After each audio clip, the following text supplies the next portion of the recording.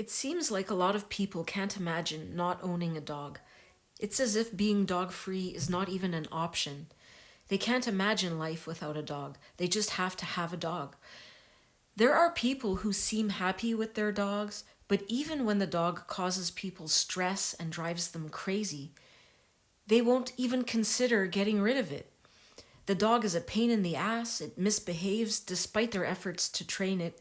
It covers everything in hair, stinks up their house, destroys their property, costs them a fortune in veterinary bills, contaminates and scratches up their vehicle, shits, pisses, and vomits all over the house, drains its anal glands all over the rug, drives them nuts by barking, drives their neighbors nuts by barking, ruins their relationships with their neighbors, damages relationships with family and friends who no longer come around because they don't like the dog, ruins romantic relationships, keeps them from enjoying vacations or weekend getaways, makes them feel guilty because they can't give the dog the time and attention it needs. It makes them feel guilty for not feeling the love they are supposed to feel for it. And still, even with all of this trouble and annoyance, people won't even entertain the idea of getting rid of their dogs. And when the dog finally dies, they rush out to get another dog. I have spent a lot of time thinking about this and wondering why this is. From the time we are born, we are bombarded with the message that dogs are good. A is for apple and D is for dog. And the picture of the dog beside the letter D in these children's storybooks doesn't have a bloody face. It didn't just kill someone. It isn't showing its fangs. It isn't biting or mauling or disfiguring someone. It isn't harassing, chasing, lunging, barking, snarling, humping, sniffing crotches, slurping vomit, or eating shit. It isn't hyper. We are not told that dogs are natural predators and that they are driven by instinct and prone to displaying predatory aggression regardless of how they are raised. We are not given a realistic picture of what dogs are. The dog beside the letter D always looks friendly. It looks clean and well behaved, calm and sweet.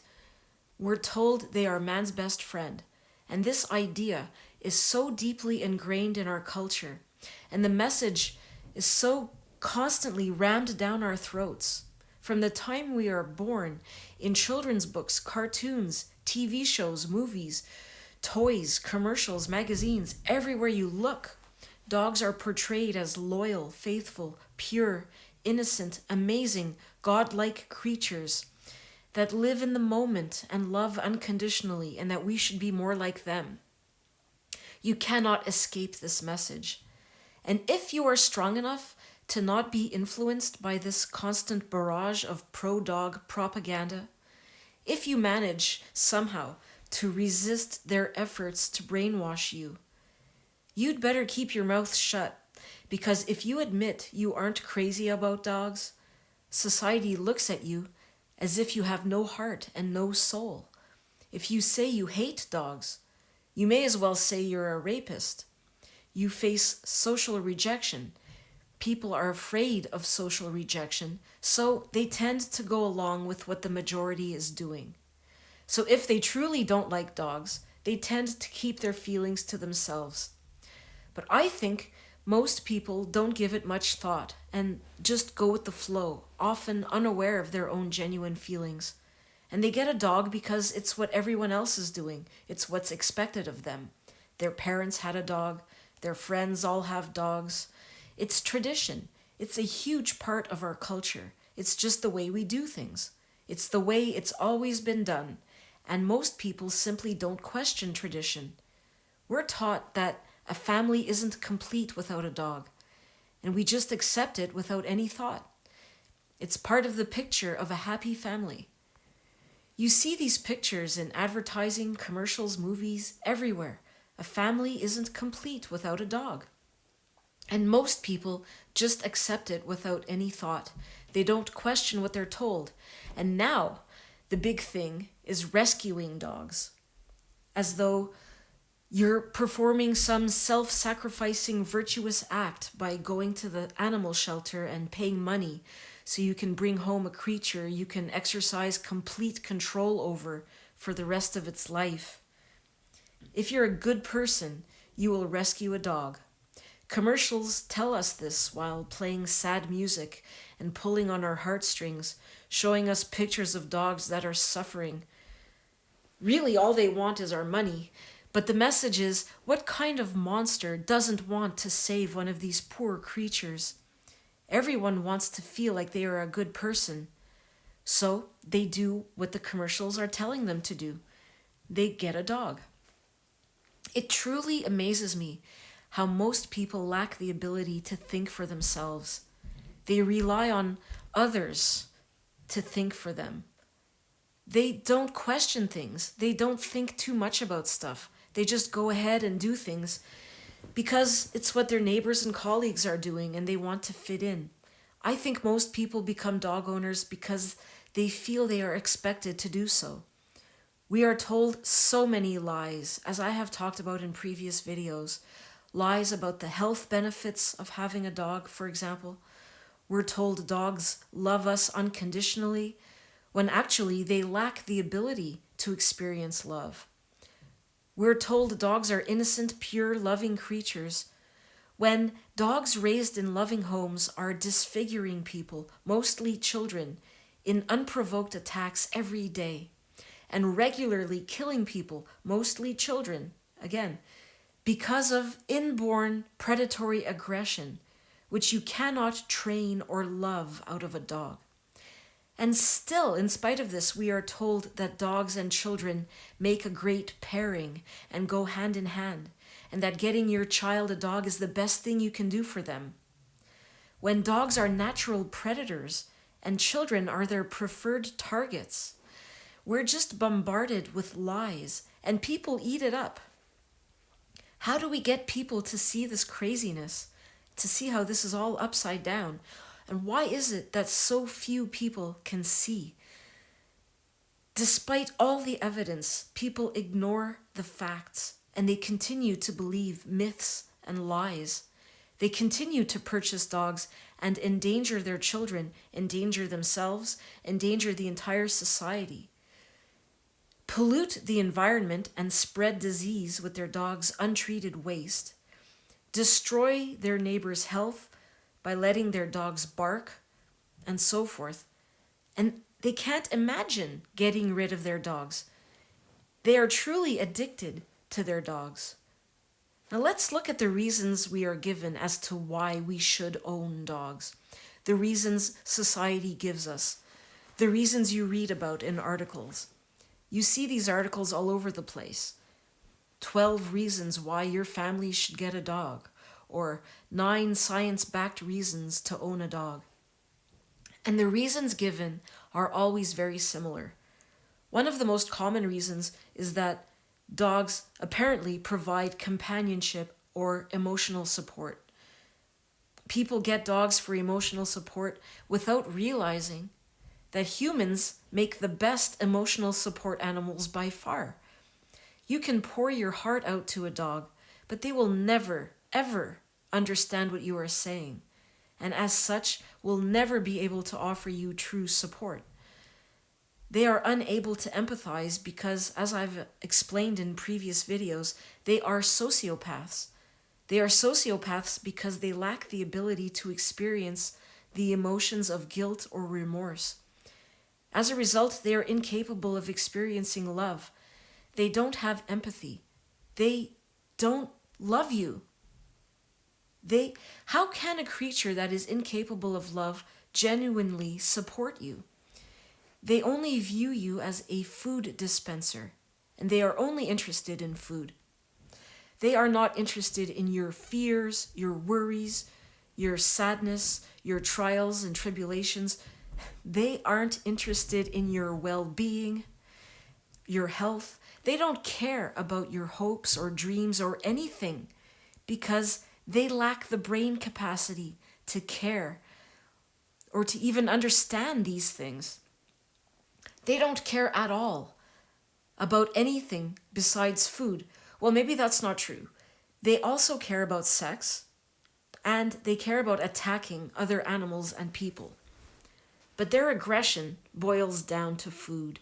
Whether it's predatory aggression or food aggression, it all comes down to their instincts, to their most basic needs, to survival, because that is the only level dogs operate on. They are very simple animals that are 100% instinct driven. They are not capable of more than that. So when you see articles that say your dog will love you like you are the best person ever, when you come home, and that's so wonderful, and that's a good reason to get a dog, this is a lie. Dogs don't love you because they don't know who you really are. They don't know what you stand for, what you believe in, what motivates you, what you think about the world. They have no grasp of your character or your personality. And they are incapable of love, as I've said. When people get dogs to help with their depression or anxiety or PTSD, I honestly don't believe these people have exhausted all the other possible ways to treat these mental health conditions. Are they in regular contact with a psychiatrist, therapist, or counselor? Are they practicing cognitive behavioral therapy or dialectical behavior therapy? Do they practice mindfulness and grounding techniques? Do they journal? Do they exercise regularly and eat well? Do they get enough sleep? Did they cut out caffeine? Did they give up alcohol and drugs? Did they do the necessary work on themselves to see why it is they struggle so much in maintaining healthy human relationships? Are they honest with themselves about their shortcomings? And are they working at bettering themselves? Have they tried aromatherapy, yoga, meditation? There are so many ways to work on self-improvement. And talking to my friends who are social workers and psychiatric professionals, they tell me they feel sad for people who rely on dogs to manage their mental health issues, because in doing so, they are not getting to the root of their problems. It's like putting a Band-Aid on a broken leg. You need to treat the broken leg. These people have often given up on humans, and they have given up on themselves. The dog becomes a crutch, and they hobble through life without ever healing, because they are not dealing with the root cause of their problems. Like my viewer Jim C. said, he said, quote, "Emotional support dogs provide emotional support in the same way that a lucky pair of socks provides emotional support. They both are maladaptive responses that prevent people from dealing effectively with their anxieties and tensions." If you struggle with your mental health, you do not need an emotional support dog. See a therapist, counselor, psychiatrist, or psychologist, and thoroughly investigate each and every other anxiety-reducing technique, exploring every single option. There are many.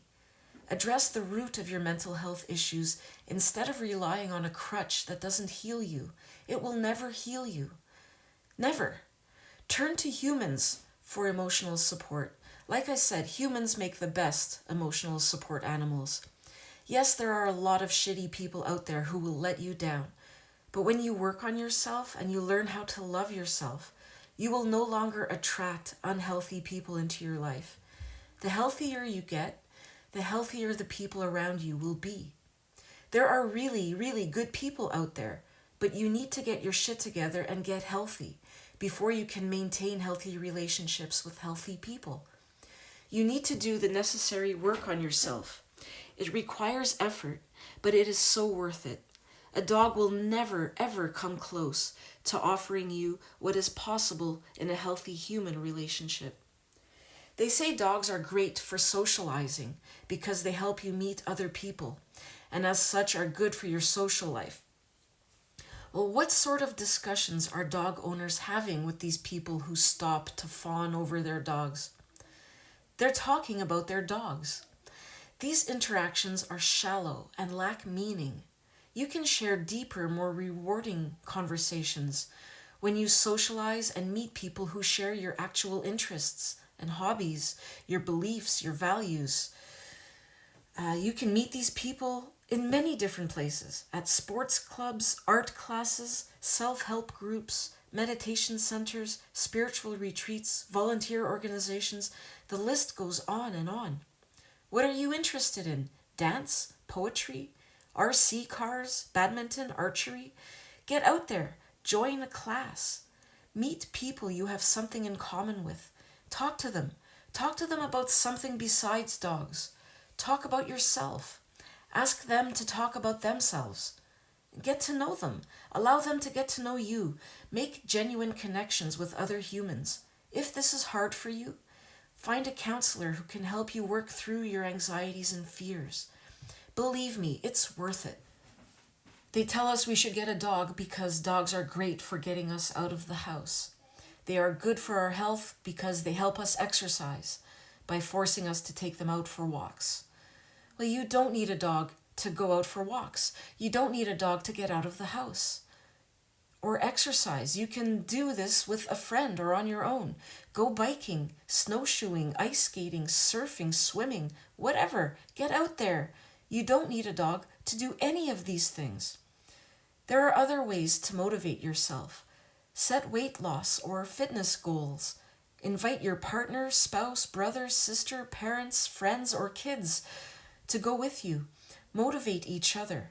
If you live alone and have no family or friends, you do have the internet, otherwise you wouldn't be watching this video. So go online and find a group or forum where you can meet people who share your goals and interests. Connect with them and motivate each other to live a more healthy lifestyle. Instead of making a commitment to take care of a dog, make a commitment by joining a sports club or signing up for classes at the local pool or a recreation center. You don't need a dog to be active. They say getting a dog for your child will teach him or her about kindness and compassion. It will teach them how to take care of another creature, teach them empathy, teach them responsibility. I want to talk about this. When you get your child a dog, you are not teaching your child to be kind to animals. What you are teaching your children is that it's good to enslave animals and separate them from their own kind, depriving them of their natural behaviors and instincts by surgically altering their sex organs against their will, and by training them and putting them through obedience school. Imagine if aliens did this to humans. Would you say that is kind? You are teaching your kids that it is good to exercise complete control over every aspect of another being's life for the rest of its life. You are teaching them it's good to purchase and own another being. Isn't that slavery? If you want to teach your kids to be kind to animals, teach them not to fund their torture and death. Teach them about what routinely happens on farms and in slaughterhouses, and explain to them why you do not fund these atrocities. Choose plant-based alternatives. Do not bring your kids to zoos or circuses or any place that exploits animals. Don't buy leather or wool, and tell your children why you choose not to purchase these products. Tell your children what happens to the animals and teach them not to support these industries. Teach your kids there are many ways to enjoy the outdoors that do not involve torturing and killing animals. Do not take them fishing. Explain to them the fact that fish are extremely sensitive to pain, and that hooking them through the mouth just for kicks or because you like the taste of their dead bodies is wrong. Go hiking or canoeing instead. While you're at it, bring the binoculars and bird watch. Your children will display an innate sense of wonder when you appreciate animals from afar. Nurture that. Marvel at the natural world together. Bring the camera and make pictures of frogs and other animals while teaching your children not to handle them, because handling them stresses them out. Teach your kids to respect animals by encouraging them to put themselves in the animal's shoes. Ask them, how would you feel if a giant alien came along and picked you up? Don't allow your children to bring crabs or salamanders or any wild animals home, and explain how it is cruel to remove them from their natural habitat. Teaching your children to leave animals alone is how you teach them true kindness and compassion. I rarely, if ever, see dog owners teaching their children these lessons. They teach their kids to be kind to one or two animals, dogs and cats, but to be cruel and heartless towards all others. And is what they show to dogs truly kindness? Yanking them around with collars and leashes? Keeping a dog, a pack animal, cooped up alone for hours on end, depriving it of its natural behaviors and the company of its own kind. Is that really kind and compassionate? No, it isn't. It is actually very unfair and cruel. And more importantly, instead of teaching your children to be kind to animals, teach them to be kind to humans, to their younger siblings, their cousins, their friends, their neighbors, their classmates, their grandparents, their aunts and uncles, the cashiers at the store, their, teachers, people of all ages, everyone they come into contact with. How do you teach them to be kind to other humans? By modeling the behaviors you wish for them to emulate. You need to be a role model. Teach them kindness by acting kind to other humans. Show them how it's done. Be respectful and considerate of your neighbors. Teach your kids not to yell loudly when they play outside, or not to play loud music outside. And teach them not to be annoying in a restaurant or any public place. And explain how their behavior affects other humans in the community. Ask them, how would you like it if someone was yelling outside or playing loud music that you didn't like? Ask them to put themselves in the other person's shoes. Kids are able to do that. They get it. They understand. This is teaching true respect, kindness, and compassion. When dog owners let their dogs bark and disturb the community, they are teaching their children to be selfish and inconsiderate. Yet, they believe they are morally superior to people who don't own dogs just because they own a dog. In actuality, most dog owners are teaching their kids to be selfish and inconsiderate to their neighbors. Teach your kids to respect the neighbors and everyone in the community, and then watch them grow up to be conscientious, caring, and respectful human beings that will benefit society. Everyone will love them. They will fill you with joy. Teach your children to be helpful. Help out the elderly neighbors. Lend a hand. Be useful to other humans. This is so much more rewarding for them than taking care of a shit-eating, pea-brained dog. And it helps actual people who are able to express gratitude, which is good for the child's self-esteem. You can do volunteer work with your child. These lessons are invaluable. They get your children connected with the community and provide a great sense of responsibility and accomplishment. Instead of teaching your kids responsibility by giving them a slobbering, stinking, disease-carrying predator to walk and feed, give your children other jobs. Give them jobs which help the community. Participate in community cleanups. Pick up litter together. Visit a nursing home, help out at a food bank or soup kitchen. Give your kids tasks to do around the house. Ask them to prepare snacks for their younger siblings or read stories to their younger siblings. If they don't have siblings, you can teach them how to be kind and compassionate towards their friends or relatives or other members of the community. You don't need an unpredictable, instinct-driven mutant with fangs in your house in order for your children to learn how to nurture and take care of others. They can help take care of other humans, and the rewards of doing so are so much greater than taking care of a pea-brained scavenger. When you become aware of the truth about dogs, and when your kids become aware of the truth, dogs lose their appeal, and kids no longer want to be around them.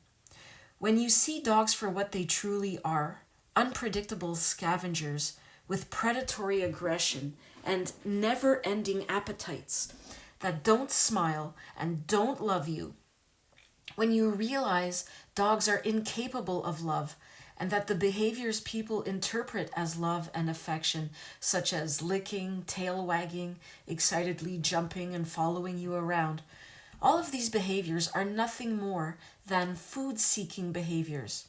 When you realize this, and when your kids realize this, dogs truly lose their appeal, and your kids won't feel like they're missing out on not having a dog. They won't even want to be around dogs. You just need to be honest with your children and give them the facts about dogs. If you think it's important for children to take care of living things, they can take care of plants. Plant a garden with your kids. They love to do that.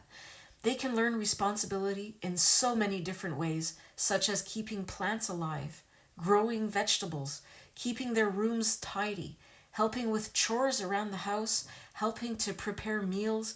And all of these activities are very rewarding and enriching because not only are they preparing your children for life and teaching them how to live independently and be autonomous, it's quality time you get to spend together, and kids love nothing more than spending time with you.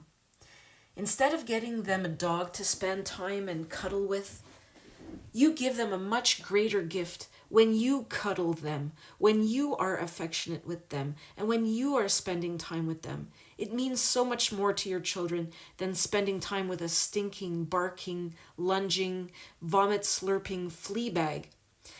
And it will improve your relationship with your children. Instead of pretending love exists where it doesn't, because dogs are not capable of love, give your children actual love. Share your affection with them. A dog cannot compare to that. Your affection is infinitely more valuable to them.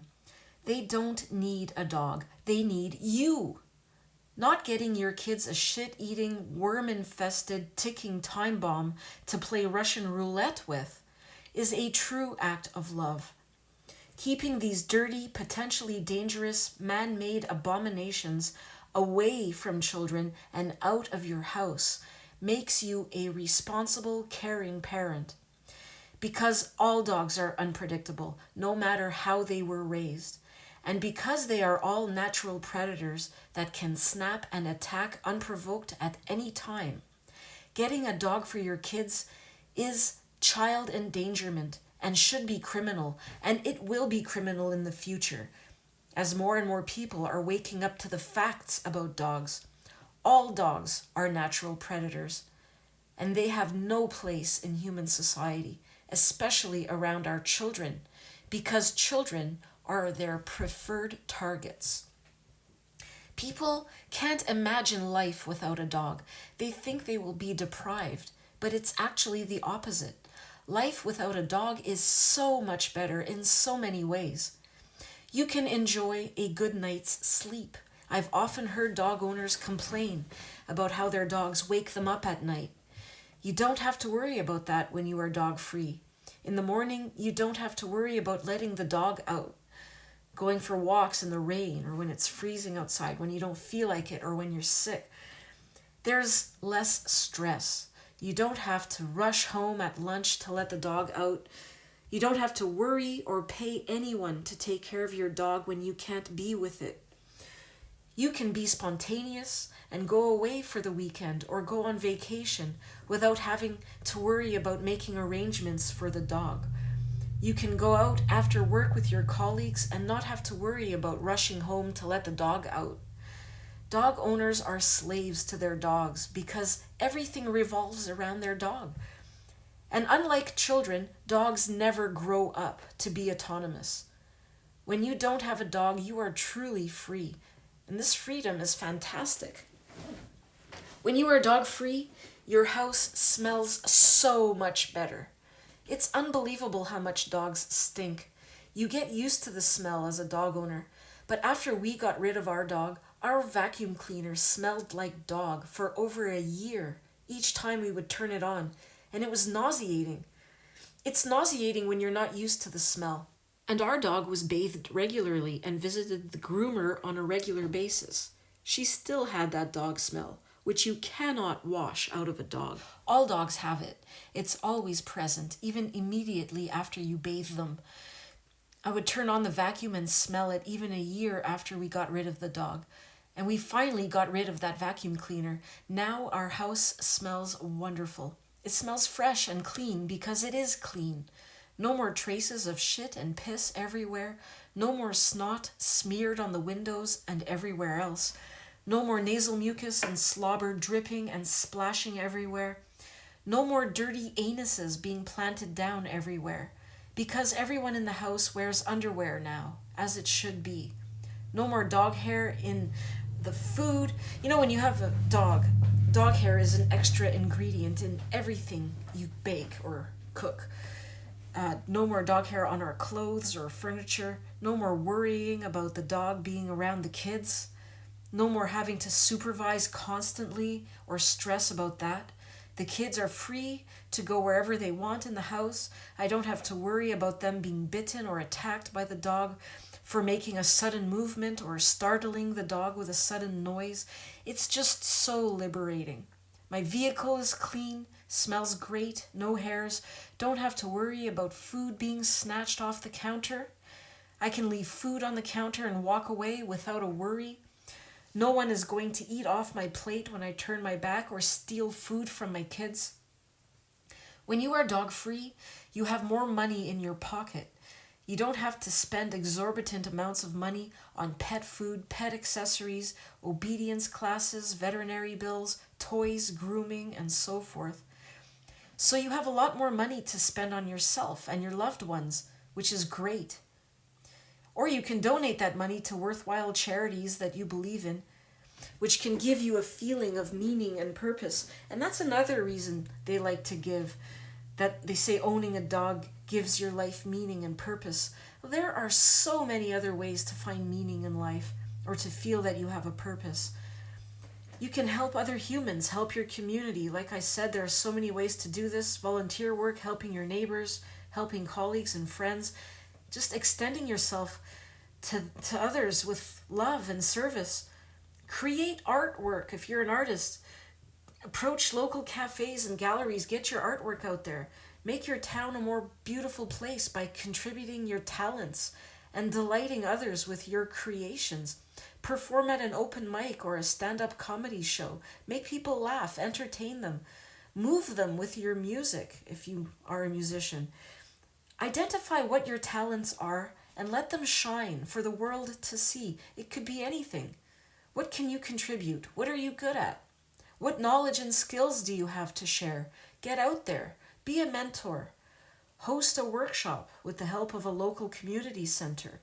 Look into a Big Brother or Big Sister program. There are infinite ways to feel useful, needed, and that your life has meaning and purpose. You don't have to take care of a dog. You can take care of other humans or just make a contribution to your community. Don't listen to the manipulative commercials that tell you you aren't a good person unless you rescue a dog. These are lies. The people behind these commercials only want your money. You are doing your community a favor by refusing to adopt a dog. By refusing to be a dog owner, you are not contributing to the dog waste problem. You are not contributing to the noise pollution problem. You are doing your community a favor by not increasing the risk of others being injured by your dog.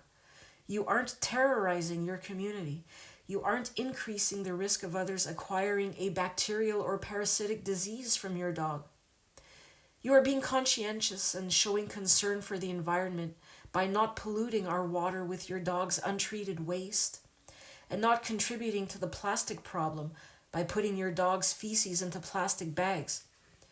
You are showing empathy for the wild animals that are harassed, tortured, and killed by dogs, and the domestic animals that are tortured and killed in order to be turned into pet food. By not supporting the pet industry, you are showing true kindness and compassion for animals. You are showing that your compassion extends to all animals, not just cats and dogs.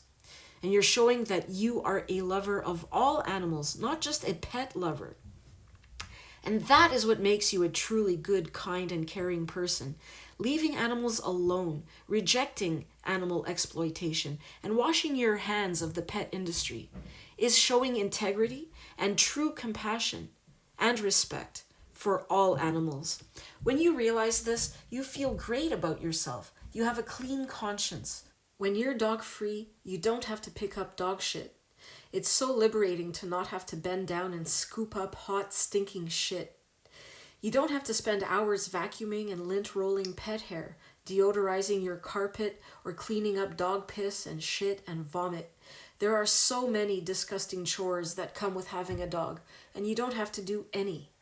Having a dog takes up so much of your time. When you're dog-free, you have so much more time on your hands to spend with your loved ones. This increased time with them translates into having better relationships with them. You have more time to spend relaxing or engaging in your hobbies. It's wonderful. I've known people who suffer from allergies and asthma that's triggered by their dogs, and still they refuse to get rid of their dogs or even entertain the idea of living without dogs. When you're dog-free, you don't suffer from allergies to dogs or the side effects of allergy medications. People fear social rejection. They might not even realize their decision to own a dog stems from a fear of not fitting in. Going against what we've been told, questioning authority, and rejecting tradition will definitely cause some people to distance themselves from you or even attack you. Openly expressing your disdain for dogs will definitely incite angry responses from dog lovers, and you will be shunned, attacked, and rejected by a lot of people. The cool thing about this, though, is the fact that these very people are not the people you want to associate with anyway. You realize that they were never good friends to begin with. You see them as the shallow, small-minded, simple folk they are. They are conformists with no minds of their own. They often have sociopathic, narcissistic qualities and are very toxic. These are not people you want to have as friends. When you make the decision to be true to yourself, speak with your own voice, and live by your own set of values, you weed out the crappy people from the good people. A lot of people will reveal themselves to be unworthy of your time. Their opinions of you will not even matter. What happens when you quit trying to fit in and begin thinking for yourself is you start to attract other brave, free thinkers, leaders, innovators, and these are the best kinds of people. They are so much more interesting to be around. They are smarter and have stronger characters than weak-minded followers who rely on others to think for them. You start attracting people who are strong, brave, genuine, sincere, honest, forthright, full of character, and a true pleasure to be with. Quality becomes more important than quantity. You may end up with less friends, but the ones you have will be of the highest caliber. When you take the leap and become true to yourself by speaking your truth and living the way you want to live, and not the way society wants you to live, you feel free. It's liberating and empowering. Some people may see you as crazy, cold-hearted, bad, evil, sure, but those people don't matter. The people who do matter will see you as a courageous, badass, smart, independent, sincere, honest, genuine, and strong person because you are all those things. You will have integrity and you will find more love and respect for yourself. For those who have watched my more recent videos, you know that I am a huge fan of the Big Lez Show. I want to leave you with this quote from Sassy the The only thing Sasquatch. that's stopping you from understanding is your ignorance. Cognitive dissonance. What the fuck does that mean? It means you have a hard time accepting what's true because you're too scared of letting go what you thought was. I wanted to talk about cognitive dissonance in this video. I also wanted to talk about core beliefs, as well as service animals. I wanted to talk about how we really have no need for service animals today. But these will be topics for future videos because I've gone on long enough in this one. So stay tuned for those videos, and remember guys, the future is dog-free.